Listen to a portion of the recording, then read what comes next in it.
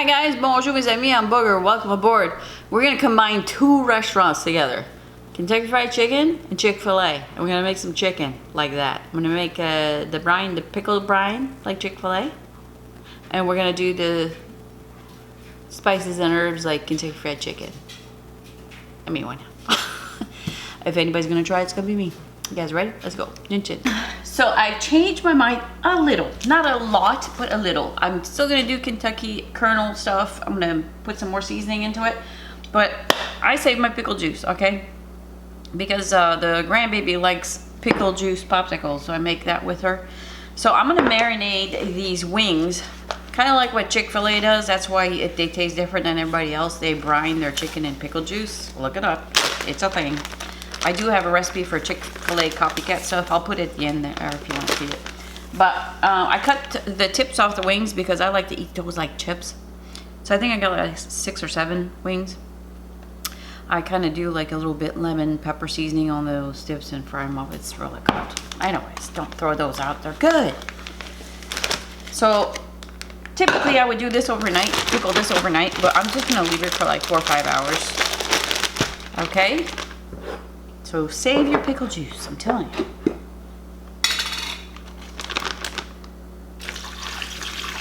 And that's it. Boy, I don't like pickles, but Chick-fil-A chicken's not too bad. Not too bad. It's not that strong. It's not gonna. It's just a good brine. It's gonna make everything so lovely. All right. So I'll see you guys in about 4 or 5 hours. Bye bye. So we're talking about 4 hours later, and here are the wings. You know, just shake them up once in a while, rotate the bag a little bit here. So let me take this out. I'm gonna put a cup of milk in there with an egg. All right, just 1 egg. And I was gonna do the coating and then put it in the fridge for a little while, but I decided not to, so really it's not the way Hooters does it. Well, if you get the Hooters batter, it tells you to coat the wings and then put them in the fridge for an hour, but I'm not going to do that because it's not a Hooters batter, but Kentucky Kernel. All right, here we go. Put these wings in there.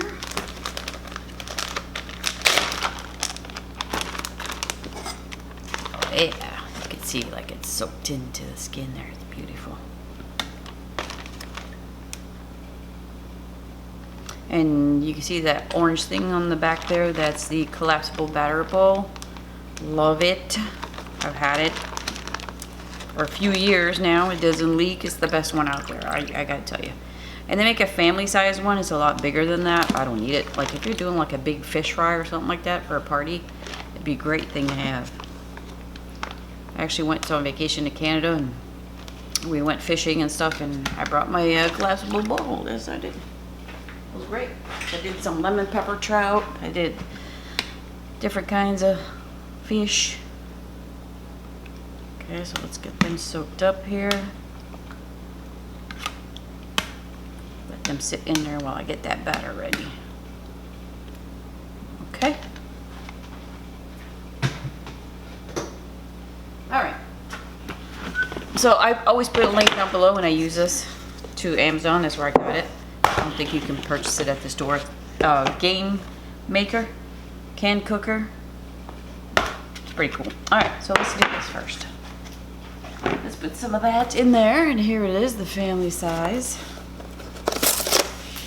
It says seasoned flour, but if you look at it, let me get my glasses on. The ingredients back there: enriched and bleached wheat flour, niacin, iron, okay, salt, spices, and natural flavors. Doesn't tell you what spices. So we're gonna put some spices in there, okay? You can see a little bit of flakes from the seasonings and stuff, but it's not that strong. It's very family friendly. So if you could just want that, that'll work. But so it all depends on how many wings you're gonna do. I'm gonna put probably 2 cups of this in there. Let me see how that looks. I think that'll be enough. Maybe 2.5. I still got plenty left, okay? Alright. Okay, so to that, let me get this stuff out of the way. Clean as you go. Alright, so half a teaspoon of celery salt. I'll type it down below so you guys can just like copy and paste it and print it out. Okay, so this is a teaspoon and a half of smoked paprika. And my smoked paprika is hot, okay? Again, this is what I get on Amazon. It's lovely. That's the only paprika I use. It is not that spicy. You can handle it. So this is a half a teaspoon of cayenne though. Okay, so I'm trying to make them a little kick to it, not crazy though. And this is a 1.5 teaspoon of onion powder. This is my onion powder. That's why it looks like that. I make it. Dehydrate my own onions and beauty. 2 teaspoons of garlic powder. Here we go. 1 teaspoon of dried mustard. Or mustard powder, whatever they call it. This is a half a teaspoon of ginger. You ever smell ginger? It's lovely. Alright, so here I have a half a teaspoon of thyme, ground thyme, not the flaky leaves stuff. And this is 1.5 teaspoon of oregano. Okay, so I'm not putting any salt or any pepper because you saw I got celery salt and my cayenne pepper, and my paprika is where the pepper comes from. Wow, that smells good. Alright, so let me mix this up and we'll go from there. Alright, so let me get my pan ready because it's going to get dirty up in here. Here we go. I'm using the Rapid Crisp Air Fryer by DeLonghi. This is the 5-quart. They do sell a 4-quart. I'm going to spray some olive oil with the Evo sprayer. And I'm going to show you once I get the chicken in there what it looks like. But it's got a bottom burner, so it's going to be lovely. I don't have to flip the chicken over. It's great. So then you put this part on there. I may double dip. I'm not sure. We'll figure it out as we go. Drain the excess. Look at that green color from the pickle juice.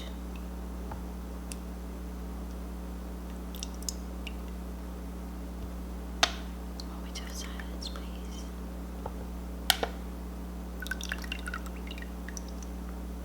Probably would have had more room there if I wanted to. But it's just 2 people eating this.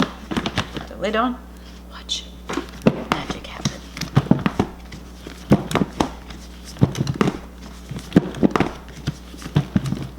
I don't think we'll double dip. I think we'll leave it alone. I think this is going to work pretty good. It's got the see-through windows there. Alright, so I shake off that. Holy smokes, huh? Look at the light. Alright. So here's the air fryer right here. Let me show you. See that bottom burner? It's friggin' nice. It cuts down your frying a few minutes, so it's great. Alright, so here we go.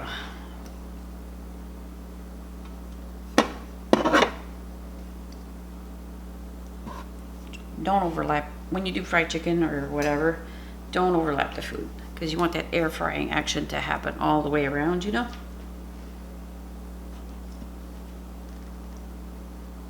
I don't like to, you know, crowd the air fryer. I just don't like it.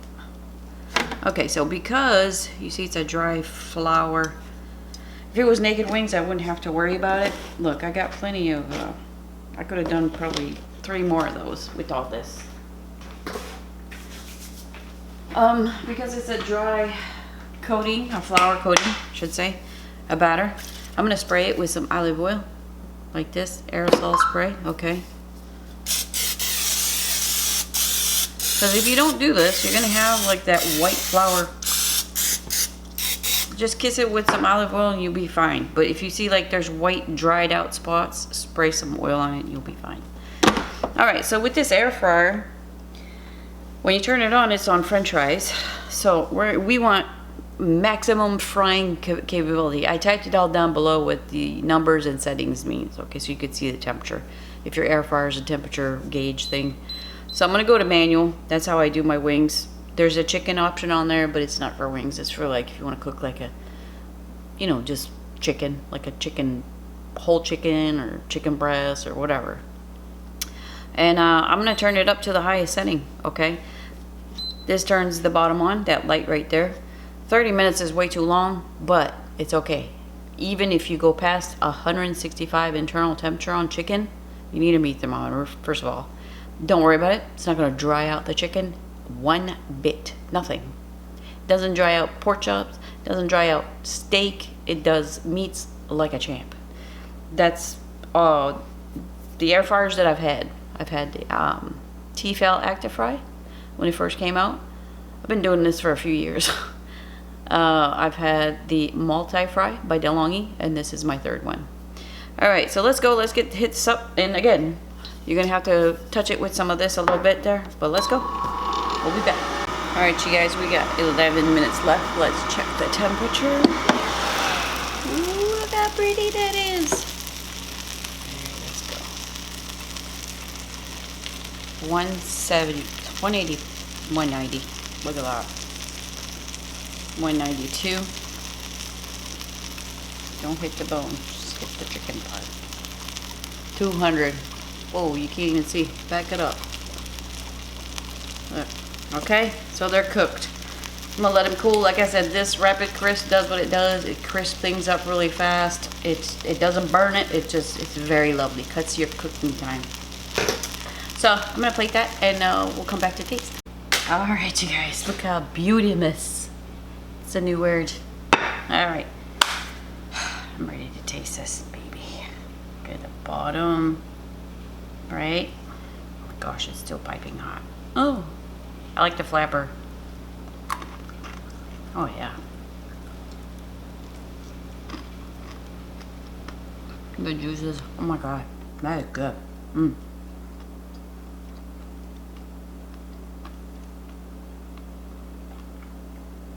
I don't know what I taste the most out of this, but it's freaking delicious.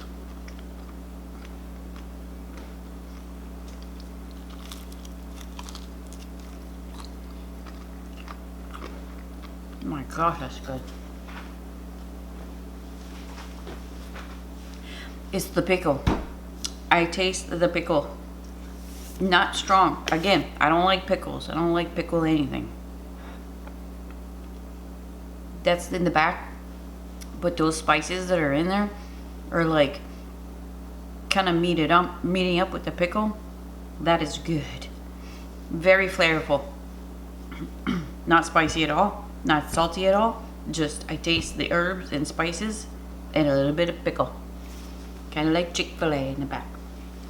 Very nice, you guys. So I hope you try this one. It's pretty good. I wouldn't change measurements on anything. I wasn't sure about the ginger, but I was like, you know what? Maybe it'll put a little je ne sais quoi in there. Thyme, of course. I taste every single spice. I swear to God. But anyways, I hope you try this out. Just get yourself the Kentucky Kernel is sold at Walmart. That big old family size box was like really cheap. So get that and put your own spices in there and make it your own way. You're good to go. All right, guys. Thanks for shopping. Bye-bye.